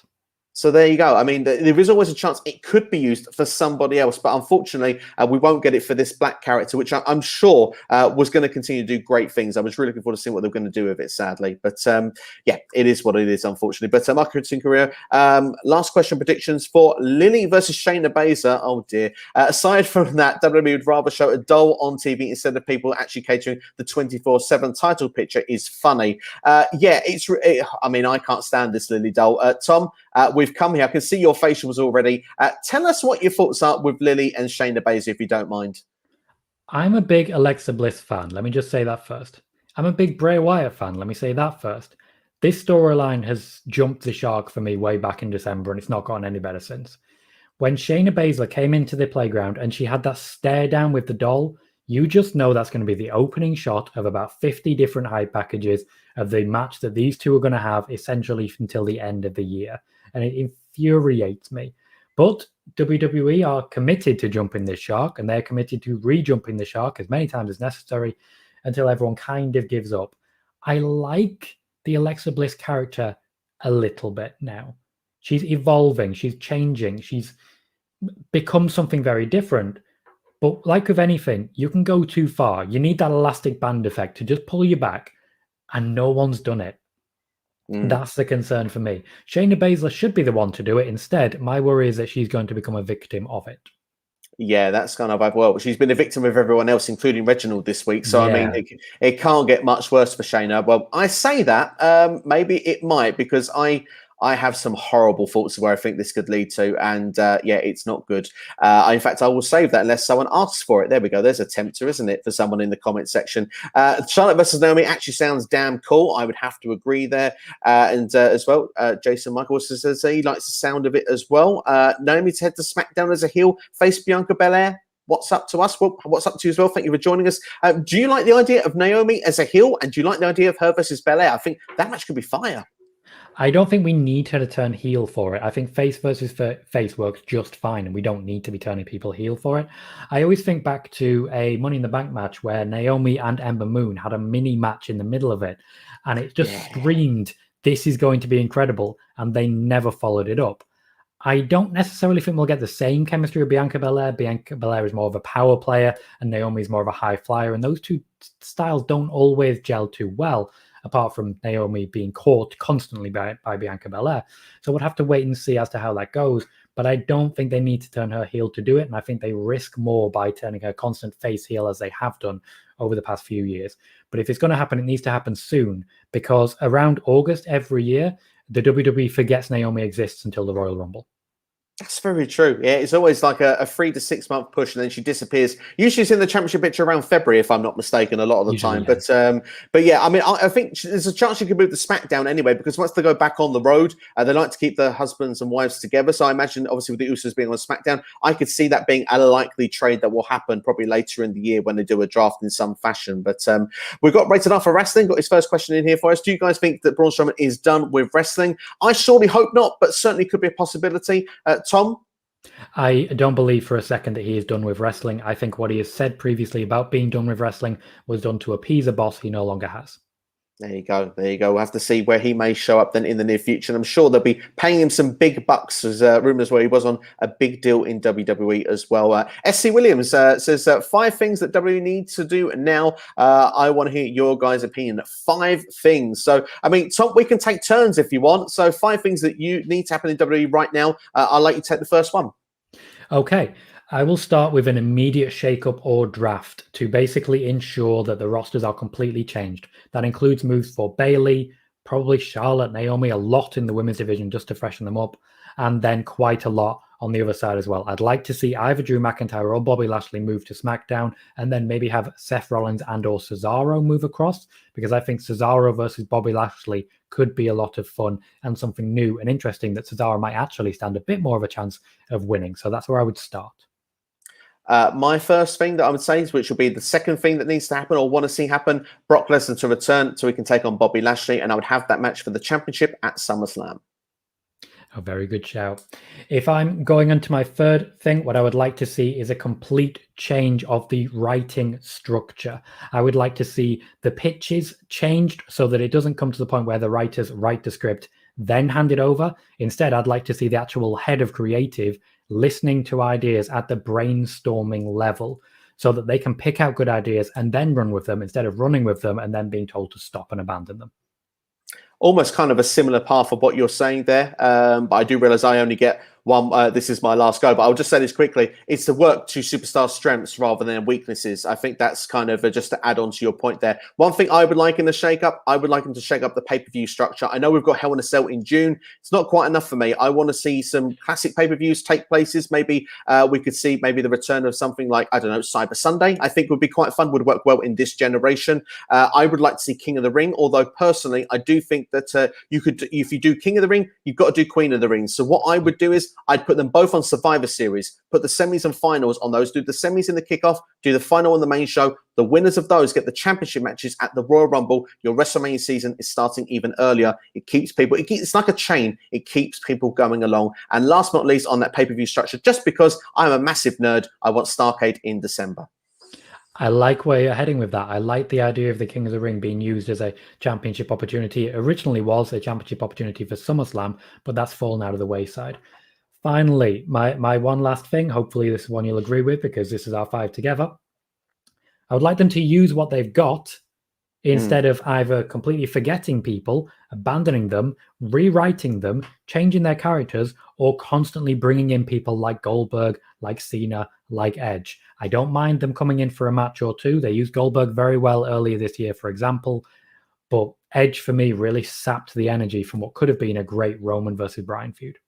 Yeah, I would have liked to have seen how that would have played out. I enjoyed the WrestleMania match. I thought it was really good. I did like Edge's return. I think it was one of the few things we actually had disagreed on when we did your live stream on your channel on WrestleMania weekend. But what I would say is, in hindsight, I feel that although I enjoyed what Edge did and he got the big pop at WrestleMania, the story had been taken over by Daniel Bryan, and it felt like that they should have called an audible at that point and continued with that direction. Possibly even Daniel Bryan could have lost his career at WrestleMania at that point rather than doing it on the SmackDown. Maybe they could have gone as far and heavy as that. But that's our 5 things. And we'll move on to Lube & Co then. With the Raw Women's Division is dead in the water, even without presence of both Becky Lynch and now Asuka. I have to agree with you. The time is for Rhea to face new feuds and Charlotte elevate people. So there you go. It's just more of a comment there than a question there from Noob. But yeah, I think that would be quite nice to see. I mean, Charlotte, there's so many people she hasn't faced on Raw, which we've already said already. We'll go back to SC Williams then. Put Elias as US champion. Now Sheamus is injured, broken nose. What's going to happen to the US belt now? I imagine he'll be fine next week. I imagine that will get kind of healed up quite well. But it had quite it sounds horrible to say. The guy broke his nose, bless him. But I mean, like, it had a cool visual. It added to the match, and Sheamus is absolutely fine. We'll see him wrestling again next week, no problems. He's formally announced that he's not going to drop the title. They may make a big show of it, but really he's at no risk and he's absolutely fine, so I wouldn't worry too much. Elias, for me, has been someone who's suffered more than anyone with a lack of crowd, because he really fed on the crowd energy, and he was very rarely actually wrestling in ring when there were crowds there to elevate him in that regard. So I feel he's definitely not in the right position to be winning championships anytime soon. Not at the moment. Like you said, it's playing to the strengths, not the weaknesses. I feel he's been a bit overexposed in his position currently. Like he can get almost, if you want, behind the table once again, put his feet, relax, and just do his thing with the guitar. It'll be quite interesting. Although Rick Boogs is kind of almost stealing that as we go on in recent weeks on SmackDown. Maybe a future rivalry of a shake-up. We have them both shows and we see what happens. But Ricky Glow is in the house there. And there are rumors out there that WWE is getting repackaged as a Marvel wrestling show. Nick Khan wants WWE to do larger-than-life characters again. Marvel wrestling, I'm not sure I would be in, but larger life characters sounds interesting, like the 80s, I guess. Tom, I feel you're itching to get your point in. What's your thoughts? There is a rumor that Disney might be putting in an offer to buy WWE. I'd imagine that's where this concept has come from. There is no intention to involve Marvel in any way, shape, or form. And Nick Khan's job is literally to do the opposite, to abandon the whole larger-than-life character as much as possible and to make it more of a sports broadcast. So that when you're watching NFL, when you're watching hockey, soccer, whatever it is, wrestling, in their eyes, should be on a par with that. Which is why I have serious question marks about the use of the zombies, about the use of the Fiend and Alexa Bliss right now. I feel that will soon be a bygone age for the WWE. Nick Khan is on a mission to make it a more sports-orientated production. And you can really see that as well with the inclusions of Pat McAfee and commentary for SmackDown. Of course, Jimmy Smith on Raw as well. Yeah. I thought he did a great job, by the way. He had a very MMA. You could tell he was Bellator, and it has a real fight feel with what he does. It just needs now the creative to match it. Because it kind of, recently it's kind of felt like that Doink the Clown should have been commentating Raw with a couple of recent episodes we've had. But Danny Barron, I think this may continue to a couple of comments here, but we'll read it and see where we get to. It says, how do you feel about the rumors of Mansoor is going to bulk up, get a character, new theme? Have you heard about that, Tom? He thinks that Mansoor's feud would be good, but they need to make it more interesting. So what are your thoughts on that? Mansoor is someone who will definitely get pushed because they get paid from Saudi Arabia more if Mansoor gets pushed, and they eventually intend to get a TV deal, and it'll end up similar to Jinder Mahal when it comes to the India TV deal. So Mansoor is definitely going to get pushed. When you talk about bulking up and getting a new character, I don't think he needs to do either of those personally, but that's what Jinder Mahal did. When you talk about getting a new theme, I don't think he needs to do that, but that's what Jinder Mahal did. I suspect this rumor is based on, he's going to be another Jinder Mahal, so I expect him to walk the same path. Personally, I don't expect that. I think Mansoor is a pretty big guy already, to be completely honest. And once we get him in the ring a bit more and see how he works with someone like Ali, I think he will impress enough that he doesn't have to really change his entire demeanor. No, I hope that it's kind of more of a rivalry rather than turn into a tag team or something like that. Although perhaps that would be a fun team to watch. Yeah, why not? I mean, they certainly could work in that regard. I had low hopes for Sheamus and Cesaro, and they definitely exceeded my expectations. Absolutely. The Bar, one of the best teams in recent memory. Ed Fry is saying here, remember, as Mr. Warren Hayes says, stay hydrated. Yes, cheers indeed. We've got Danny Barron once again. He says that with 3 hours is not a problem, but make one different storyline, push 2 new stars, 3 more characters, and bring back 4 licensed music and 5 more tag teams. So there you go. That's what Danny Barron were doing. He's got a 6 option as well, just before we move on to the next question. He says that end the tag team belt for the women and make it a mid-card title for the women on Raw. Of course, Raw, I suppose, would make more sense if you were going to bring it in, because the show is longer, and the SmackDown then women can come over. But then, of course, then it's almost like the forbidden door is open. Alex Radford, just to quickly say here, he says, do you think WWE is doing this because they see AEW, Tony Khan signing them, because they're going to do another WCW? AEW better be very careful and not turn into that, just saying. Yeah, we've sort of talked about this really already, Tom, haven't we? But yeah, they need to be careful not to go down that avenue. At the moment, WWE has no interest in factoring in AEW to their thought processes. I've seen this passed around a little bit on social media that maybe they're releasing people intentionally thinking AEW will pick them up. That is absolutely not the case. WWE, to put it quite simply, believes that they are working and fighting for a completely different audience than AEW is, because they are working more for casual fans and AEW is working more for lapsed and hardcore wrestling fans. So literally this thought process, everything that's going on with the releases, WWE has not factored AEW into their considerations whatsoever. Absolutely, indeed. And of course, he does say as well, hello to us also, and IWN exactly as well. He's quite happy with that. I'll rate it off for wrestling. What's the thought process of releasing Aleister Black after investing the time in the Dark Father vignettes, having him get involved with one of the biggest stars on the brand in Big E in a title match? I mean, yeah, I mean, there's very nonsensical thinking here, and this does carry on, by the way. Just to say, is he really making that much money? Yeah, I mean, what is the scenario? Why do this? Why put all that time, all that effort in Aleister Black? I mean, of course, yeah, there's been lots of rumors flying about with him, but he was being brought back to TV. He said on social media, it's took him by left field. He didn't see this coming. All other things come out with the theme music. What's going on? What are they thinking? The releases were finalized yesterday, late on. Nick Khan was officially elevated to the board yesterday. He is now the president and the CFO of the WWE, and he now has the power to make decisions outside and independently of Vince McMahon. He drew up the initial list. They had the cost-benefit analysis done by the finance team, and they decided that Aleister Black was someone who was giving less benefit than the cost that he was. This is a very difficult situation for everyone involved, and Aleister Black was, until yesterday, going to be feuding with Big E going forward. Big E, at this point, has no plan for the next 3 or 4 months as an extension of this, but at least he still has a job, so there's definitely positives there in that regard. Aleister Black was going to be pushed until yesterday, until they did that cost-benefit analysis, and the creative team were as surprised by this as we were. Yeah, I can imagine. And goodness knows what they're going to do going forward after this. I think the only thing, if there was a draft, I think Big E needs to go back with Kofi and Xavier now, don't you? I agree. Yeah, I absolutely agree. If there was actually supposed to be a big push, I haven't seen it. No, neither have I. And I'm still shocked by everything that we've seen there. So, Rated R, with your question, it's unbelievable, really, that they would get rid of him at this point. But Jeff Samuel has commented saying that SCW has hired Tom as the SCW wrestling president. Good show, guys. Tom says he's going to make SCW some interesting theory, make that money too. If only could make that money. But Tom, yeah, happy to pronounce you the SCW wrestling president. Would you be happy to take that role? Well, I'm never going to turn down a presidency. I mean, you never know what you can make sweeping change with and how many rules and laws you can break. Just go the full Trump. I would happily take any excuse to just go full Trump, go mental, and just make everything up as I go for it. Why the hell not? If there's some dramatic changes on this channel in the next week or two, you know why. The Star Wars Lounge here. Are you both worried for Big E now? Now they're going forward with now Black being released, and do you think he'll come? He will just continue going back after the IC title and cruise. So, well, we sort of touched half on it. So, yeah, where would Big E go back? I mean, say the draft isn't for 6 months. Does he just go back after Apollo Crews? I think at this point, we can definitely say that Big E is in creative hiatus, because the plan going forwards for Apollo Crews is Kevin Owens, and the plan going forward after that involves Sami Zayn. So it's a difficult immediate situation for Big E because he doesn't know what's going to happen.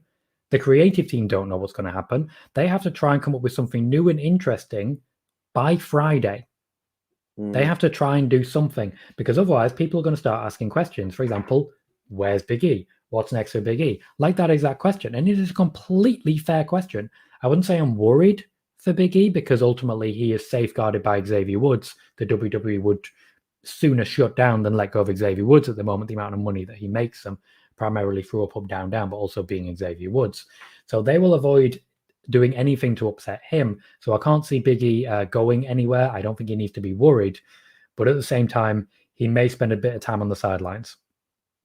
That's really sad to hear if that's going to be the scenario. I'm trying to rack my brain of thinking a very quick feud they could throw him in. But of course, then there's a feud, but there needs to be purpose behind a feud as well to make it good. So like you say, it really is back to the drawing board at this stage if you want to give good quality TV. West Coast Popcast. How are you doing, guys? Hope you're doing very well. Zax is with us here. He says, with these cuts and no real progress with NXT India, do you worry for NXT UK getting folded if they are trying to sell the company? That's a great question there. NXT UK have been quite all right, really. They have not really suffered much with the releases up to this point that I can think of. Of course, there was with the speaking out movement, of course, some superstars released last year because of that. And I mean, you can argue if guilty, rightly so. But what about NXT UK? I mean, what are your thoughts of it currently? It should be fair? Okay. NXT UK is always in a very delicate balance. There are a number of people currently working for NXT UK who were accused during speaking out, and there are a number of people who weren't accused who possibly should have been. And there was also a number of people, or at least one person, who was briefly under a police investigation. NXT UK has been, let's say, depending on how you look at it, the wrestling quality is high, but it's brought WWE down. It's not been profitable outside of the takeovers, which they've had to cancel Dublin and they've had to push it back and push it back and push it back. And more than anything, outside of the PR teams connecting with the wrestling journalists and trying to put the name out there, they are struggling to fill big venues. They are struggling to get people for their weekly tapings. Ultimately, they're paying rent and they're paying wages for a product that very few people are watching. Now, while there's been no real progress of NXT India at least has a dedicated fan base who will watch it. I can't think of many people, even in the UK, who watch NXT UK. And you can put on as great wrestling matches as you want. I am not interested in a lot of people who are currently wrestling in NXT UK. Now, I'm not going to say if I see it being folded, if I see it being sold, if I see the company being sold. When it comes to NXT UK, it is a drain on the WWE. They need to make some changes or they need to let it go, in my opinion. That's the thing. I mean, the problem for me with NXT UK is time. Like, I watch NXT UK when there's a big match. I watch Volta versus Dragunov. I watch, like you say, the takeovers. There's certain times you go, I can't miss that. I need to go and watch that. Usually, Wrestling by Waldridge, when he drops his top 5 matches of the week and he says to me it's an NXT UK one, I go and check that out immediately. But like with NXT UK, otherwise, when you've got NXT, Raw, SmackDown, AEW, Impact Wrestling, I've had to stop watching Ring of Honor and NWA at the moment. It's just too much wrestling going on. There comes a point where it's just too much. And like you say, there's great high quality wrestling, but I'm not interested because I'm not believing that minus probably 3 or 4 of these superstars have the potential to go over to Raw and SmackDown eventually and become top stars. And probably a part of the problem as well is that the main champions haven't changed for such a long time, in my opinion, because they want those belts to change in front of fans when they do. So it's a very catch scenario. I don't know what they're going to do to fix that. I don't know if you would agree about the champion situation, Tom. No, I do. With me and my view of NXT UK, if I haven't watched it for a year and I turn it on now, I don't think anything's changed. No. I still see the same people at the top. I still see the same people with the belts. And I've interviewed Kaylee Ray, I've interviewed Volta. I have nothing but respect for them. I really enjoyed the interviews that we did. But at some point, there has to be some refresh, some change, something. NXT UK has been devoid of purpose for a long time from where I'm sitting. Absolutely, I'd have to agree as well, with the exception of the Heritage Cup and of course the tag team chart was pretty deadly. I've got them now, if I'm not mistaken. Apart from that, they need to freshen other things up. But we'll move on to the next questions. Then we've still got a few in there.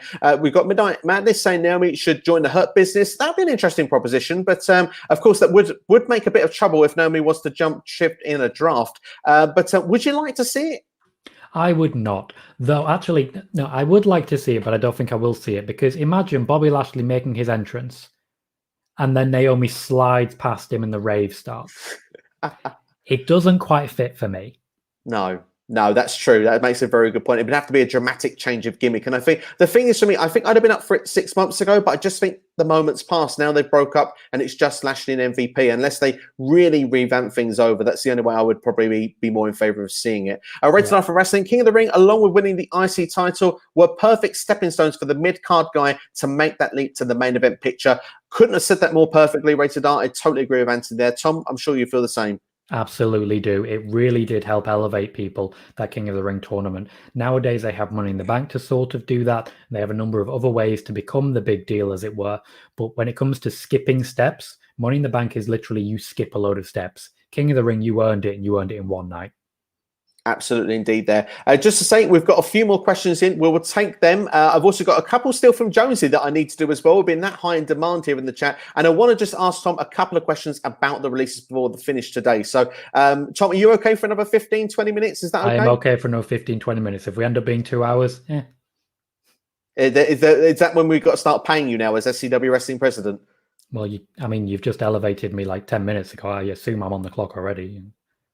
This is the problem, you see, guys. So I will have to work as fast as I can here to make sure we don't hit the 2 hour mark. But no, seriously though, we'll do the questions and then we'll ask those questions towards the end. Should be hopefully some fascinating stuff still coming up here. We've got some great questions lined up. 5 things from Noob and Kodo that he would do. The Raw Women's or Women's Division General Mid-Card Women's Championship. Women's titles, get rid of the women's tag titles, focus on lower card stars. I agree with that one wholeheartedly. Turn Asuka heel and don't ruin championships in general, I'm guessing there. 5 things, they seem pretty good ideas to me overall. I particularly like the focus on lower card stars. I think Asuka, that would be a change of character, her going back to being a heel as well. I think it's telling that Noob has once again mentioned only one woman, and it is Asuka. I know what your focus would be, Noob. I know what you want to do if you could pick everything. It would very much be about Asuka. I respect that. She has not got the rub of the green. But at the same time, we need to focus on a lot of people right now. When you talk about focus on lower card stars, they need Charlotte in order to make people look at those lower card stars. They need people at the top level to help elevate that lower level. You can't just break up Dana Brooke and Mandy Rose and put them into a feud. That's not going to be as compelling as having a long-term feud between Mandy Rose and Charlotte Flair, for example. Yeah, absolutely, indeed. And I have to agree with that. Randy Sam, he says, this is what I would do with Big E. One, have Drew versus Lashley. Lashley beats Drew, and then Lashley holds the belt. Music hits, Big E comes to the ring, face off, Lashley, and just stand there. And those two end of Hell in a Cell to have people talking. And then Raw, Lashley wants answers why Big E was coming after him. Now, that would be a big shock. It would be something different. It's certainly creative. It would bring Big E to Raw. I think Lashley would struggle to have a legitimate main event opponent by switching Big E to a new show. It's a fresh start, something different. I would actually be okay with this. What would you feel? I would not be fully against that. I think that's actually quite a good idea, especially when you consider that Lashley has been sort of pseudo working with Kofi Kingston. So there's some logic there. If you have, for example, Bobby Lashley really beat down Kofi in the next couple of weeks, Big E could come out looking for revenge. Or it could be that, yes, he does walk out for Hell in a Cell, but he's not allowed to come from SmackDown to Raw. So on SmackDown, he cuts a promo on Bobby Lashley saying, they won't let me come and face you. And that could help the draft element come across. That could be some very interesting storytelling if they impose corporate limits, because we're already trained not to like the guy at the top of the WWE. What's one more reason? Yeah, that's true. Very true indeed. A man of wisdom is our Tom. He's always got the wisdom there for us. We're going to go on to the next part then. Wrestling by Waldridge. Cheers for the shout out, Steve. Great Q&A, lads. Till next time. We also got Jason Michael as well. Says Big E should go to Raw. Challenge Sheamus is what he would do. Imagine that match for the US belt, or when he comes in a heel Keith Lee versus Big E, or face versus face would sound interesting. I think goes on here with more ideas. I think we've got 2 or 3 ones here, so do bear with me here. Lee then joins Lashley, and then Big E comes back to the New Day. We've got Kofi versus Lashley for the belt of Money in the Bank, then Lashley versus Keith Lee in a match at Money in the Bank. And what What crazy SCW moment? I pick Black for my pick to win Money in the Bank. Imagine that if there was a higher Black back, make him disappear and then win Money in the Bank. Just shocking, just saying. So lots of ideas there. Keith Lee, Big E on Raw, going around that United States Championship picture, then going for Lashley as well. And then an idea that we could see the era of the way Drake Maverick was brought back last year. Could they bring someone back this year? It's possible, but unlikely. Drake Maverick only got the chance to come back because he was already in a program and he came back for a lot less money than he left for. As regards to the rest of this, Aleister Black coming back for Money in the Bank, I definitely don't see. He's also went on Twitch and made it quite clear that any rumors as regards Zelina Vega returning to the WWE were simply not true.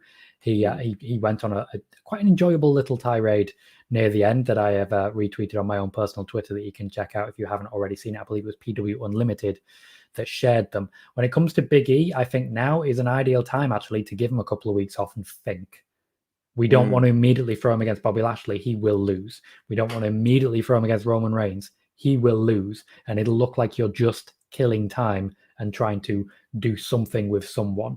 I think the next storyline he needs to be compelling, well thought out, well planned, and it can't be breaking all of the rules of the brand split, because before you know it, it'll be a wild card rule again. We don't want to open that door.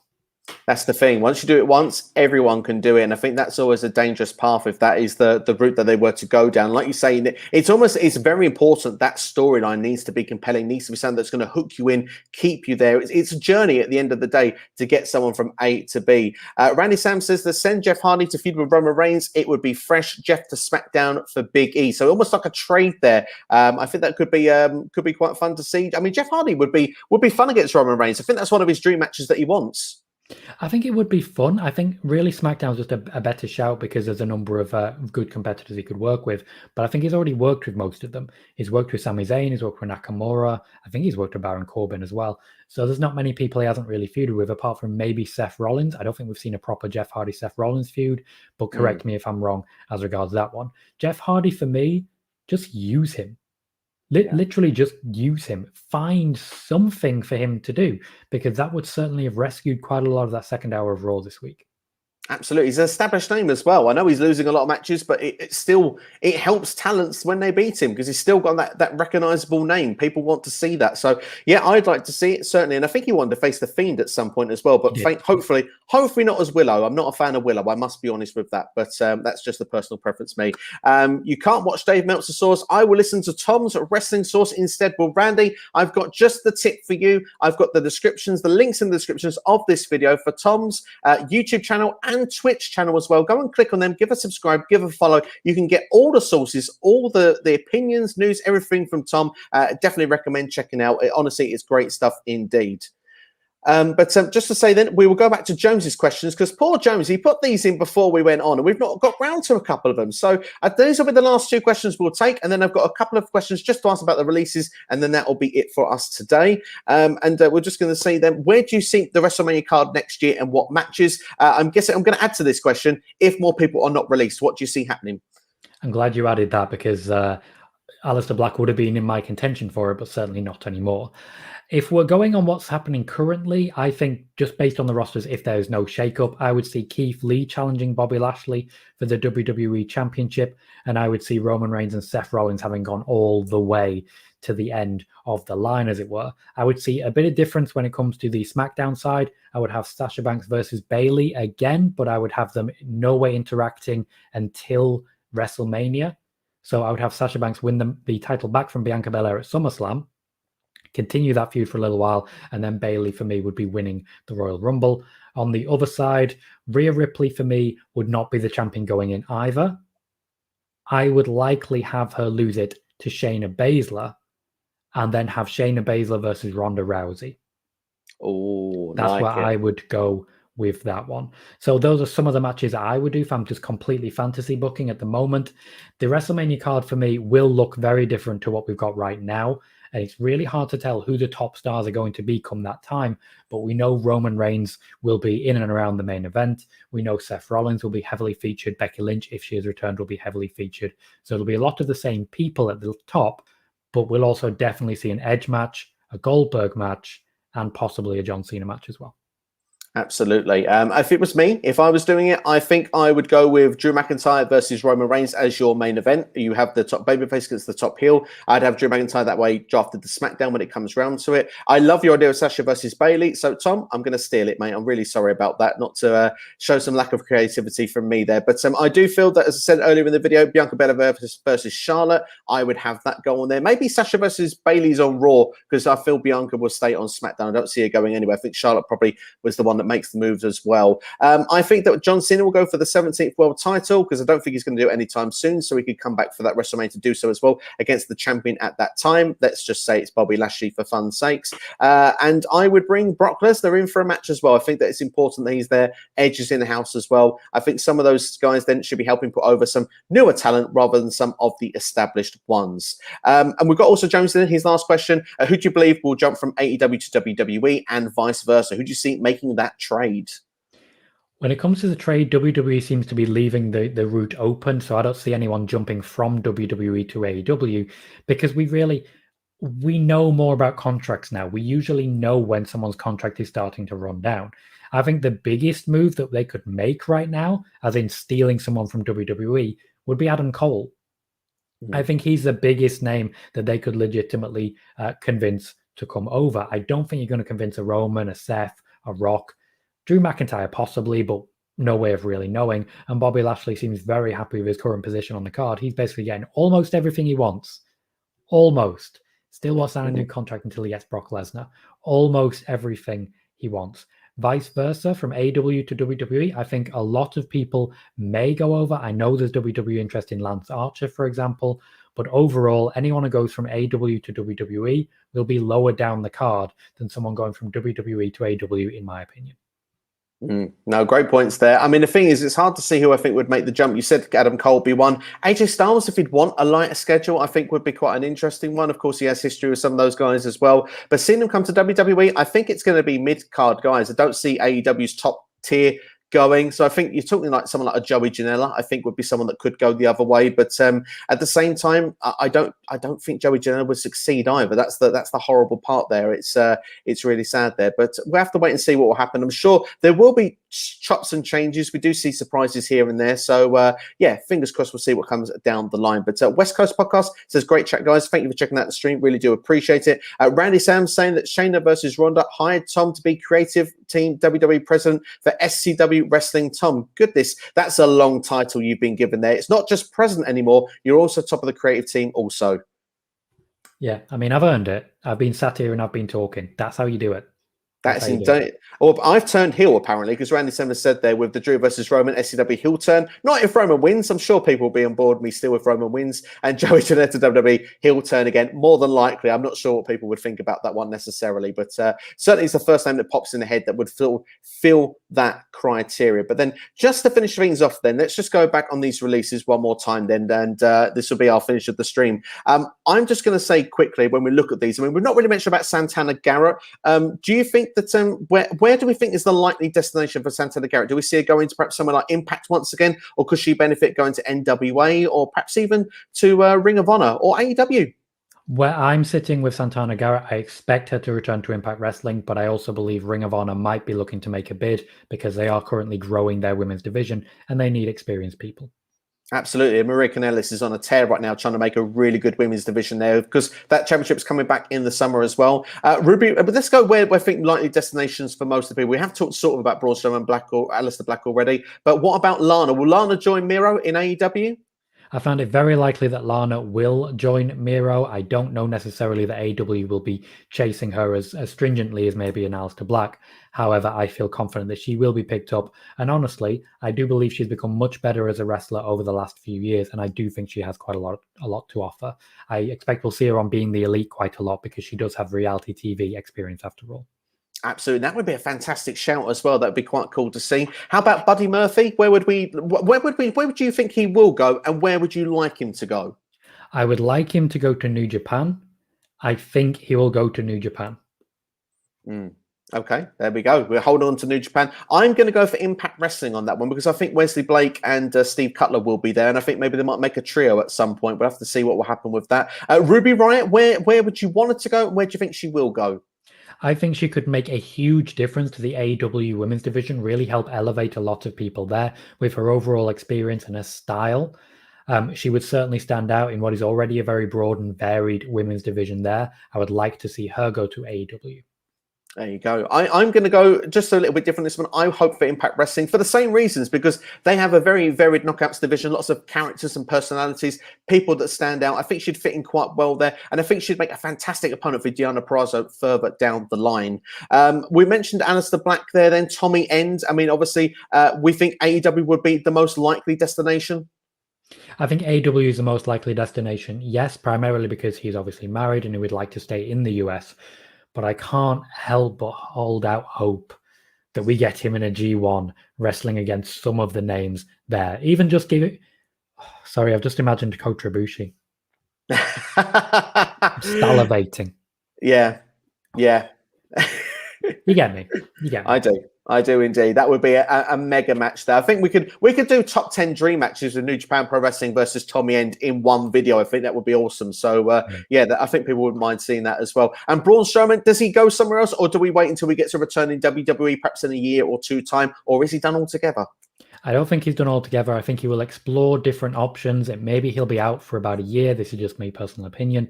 And then after that, he will look at what options are available. I think Impact is the most likely landing spot for Braun Strowman, where he'll likely be involved in a very long-term feud with Big Cass, where it's just two big guys throwing each other about. That would sound good to me. And do you know what? It'd be a very believable one as well if he was to win the Impact World Championship right now, because there's not so many contenders you would believe to actually go and beat Kenny Omega at this point. Well, let's go through a few of the comments then, and that will wrap us up then for today's stream. Nuben Kosei, I'm going with Sasha versus Bayley, Shayna versus Asuka. If she doesn't get released, let's hope not. Goodness, she doesn't deserve that. Lashley versus Brock Lesnar, Becky versus Ronda, Charlotte versus Bianca, and Roman versus Drew. That sounds a heck of a WrestleMania card. I'd quite like to see that. That sounds like a very good card, very well put together. And you see what we mean there. Charlotte definitely adding to that card. At the same time, we have a lot of really talented people who could do a lot. And really, we've been waiting for Becky versus Ronda for a very long time. I just hope the WWE are willing to actually pay her now, because they've been negotiating a new contract for her for a long time. They still haven't quite managed to work it out. Let's hope they can get it over the line, because it is one of the real dream matches that's left. It was built so well. We went to the triple threat, never got that singles match there. I'm guessing this is for Santana Garrett, with Jason's give his opinion for Ring of Honor. He's gone for Ruby Riott to AEW and be a female member of the Dark Order. But we could also see for Impact, it could be another potential. So, could you see Ruby with the Dark Order? Potentially. It's a difficult one, because ultimately we've seen Ruby Riott for a long time. I don't think we've really seen the reality underneath in WWE. So I think a Heidi Lovelace suits the Dark Order a lot better than Ruby Riott ever did. That's very true. That's very true. And I'm going to have to start learning to say their actual names outside as well now, rather than actually say Ruby Riott. Buddy Murphy said that he doesn't like the wrestler doing his moves, so he maybe heads to NWA to learn some technical style. I mean, NWA is a potential place that superstars could go. Would you see anyone potentially going in NWA? Someone like a Buddy Murphy? Personally, no. I think the issue there is that NWA are known to not pay particularly well. Absolutely, indeed, there. And I personally, I'm going to be honest now. It's a bit harsh for me to say this, 'cause we've got a pay-per-view this week, but I've lost interest in NWA. I really enjoyed it last year, but they lost so much talent, and I've just not been gripped the same since they've made that comeback. And I really hope they find a way to do so. I'm going to check the pay-per-view out this weekend and hope they can capture me back in. I'm really looking forward to Camille hopefully winning the Women's Championship against Serena Deeb. But Aleister Black to AEW, you know why? Black versus Miro. Sting can help Aleister Black make an interesting character. Maybe Black versus Darby Allin. Oh, hello. That would be a fun match to see, wouldn't it? That would be a fun match. I don't think Sting needs to help make Aleister Black interesting. I think Tommy End is a very interesting figure on his own, but Darby Allin's a very good shout. And there's a number of people in AEW who really quite suit the way that Tommy End presents himself. Once again, I think Lance Archer's a good shout. Absolutely, yeah. Some fantastic, awesome dream matches. Wherever Tommy End goes, we'll be watching those matches, and we're making a list of predictions of who we want to see him against. Braun to the Monster Truck commercial, or Hollywood, or maybe NWA. Yeah, probably not NWA. He was on great money in WWE. We'll go through these last couple of ones then. Tommy did it again. Morrissey versus Braun. Jason just excited at the idea of the matchup. Yeah, there you go.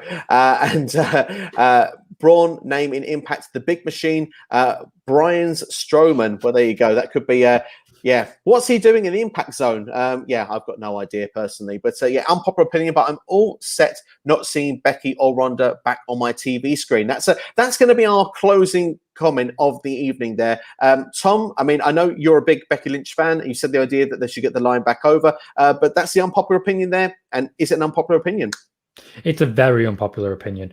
Ronda Rousey, admittedly, is divisive, but I think the heel element that she brings is basically unstoppable. And I don't think women would have main evented WrestleMania without her. The plan was Ronda versus Charlotte, and Becky forced her way into contention. I've been a Becky Lynch fan for a very long time. I feel that it's certainly possible that she's being a little bit overpushed, as it were, at this point. And there were certainly people who thought that near the end of her feud with Sasha Banks. But I've missed Becky Lynch, and I think a large part of that is down to the fact that we both have Irish blood. Representation is important. Yes, of course, absolutely, indeed. There, I think, yeah, it's an unpopular opinion, but for me, I would like to see that match. It really does something. Now, I actually feel if we ever get an Evolution 2, I feel that when you look at it, if Ronda Rousey was to come back, that would be interesting. Do you know what I mean? To have an Evolution 2, we've never sort of got that. But Ryan Gray, where's Nick? I don't know. You have to sort of answer me with that one with Nick. And Andre Corbill is in the comments as well. And nice to see you, Andre. And can we get a Tom prediction for the next pay-per-view Q&A, please? He is awesome. Tom, maybe we can organise to get you back on the show again sometime. Maybe we can. I mean, if we are doing a prediction for NXT, as you say in there, Jason, we can certainly talk about that. I'm not the biggest NXT watcher, but I do tend to keep up. So I think we're all going to have a very hard time predicting that 5-man match. Absolutely, indeed. I think so as well. But thank you so much, everyone, for your comments and for checking out the show. It's been great to have you on the stream. Before we leave one more time, Tom, please tell people where they can find you on social media.